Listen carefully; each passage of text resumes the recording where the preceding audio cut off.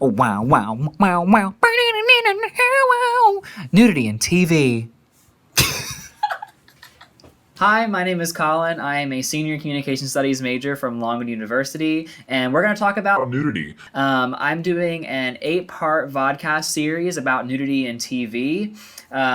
Every week I'll be giving you guys a different topic that I'll be talking about. My inspiration for this vodcast series was the TV show Game of Thrones. I'm a huge fan of this TV show, and it has a lot of nudity. It's also a very popular TV show. It's actually the 5th most popular TV show in the world right now, and it has a lot of nudity, and I want to see if that nudity has affected the popularity of the TV show itself. But aside from just Game of Thrones, I'll be looking at a few different TV shows like Euphoria and Naked and Afraid to see, if nudity has a part in that popularity. Today I'm actually going to be covering the differences between general nudity and sexual nudity, and to look at that I'm going to look at the show Naked and Afraid, so we'll actually be going over that today in just a little bit, but I'm going to go through all 8 topics real quick.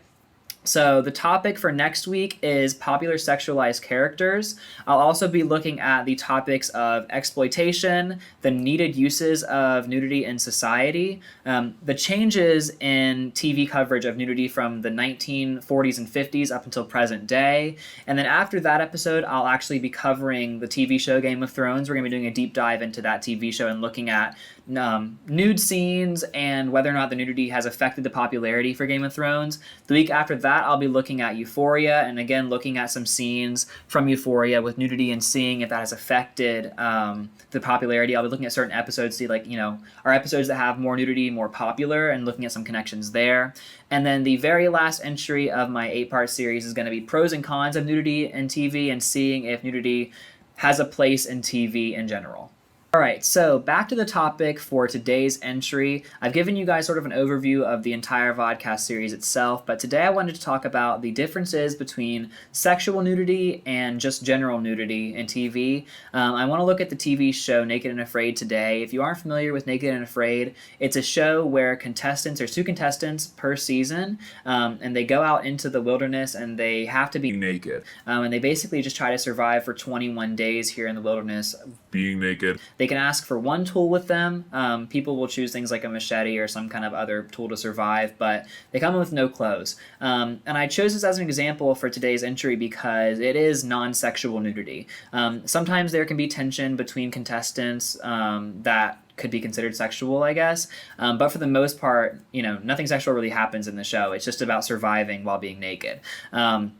I looked at 2 contestants in particular. They call them survivalists. So there's these 2 survivalists. One's name is Stephen Hall Jr., the other one is Matt Wright. And after their season concluded, Stephen Hall Jr. said, and I quote, "I would say me and Matt Wright, we are brothers." I chose that quote specifically. It was in an interview with Megan Elliott, and I chose that because it shows, the platonic nature of their relationship, even after being together for so long, kind of exposed in a way. And I wanted to bring this up as a way to show general nudity that does not have anything to do with being sexualized.